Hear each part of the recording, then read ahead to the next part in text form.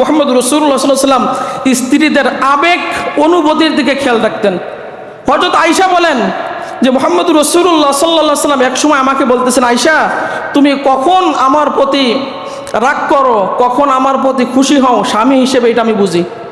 আয়েশা বললেন, ইয়া রাসূলুল্লাহ সাল্লাল্লাহু আলাইহি ওয়াসাল্লাম আপনি কেমনে বোঝেন?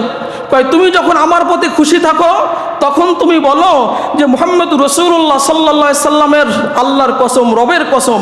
আর যখন তুমি আমার প্রতি বেজার হও তখন তুমি বলো ইব্রাহিম আলাইহিস সালামের রবের কসম। তখন আমি বুঝতে পারি যখন তুমি ইব্রাহিমের রবের কসম খাও তখন আমি বুঝি তুমি আমার প্রতি সন্তুষ্ট না। আর যখন তুমি বলো যে মুহাম্মদ রাসূলুল্লাহ সাল্লাল্লাহু আলাইহি সাল্লামের রবের কসম তখন আমি বুঝি তুমি আমার প্রতি খুশি। এই জন্য স্ত্রীর আবেগ অনুভূতির দিকে স্বামী হিসেবে লক্ষ্য রাখা। 6 নাম্বার হচ্ছে তাদের কাজের, ঘরের কাজে সহযোগিতা করা।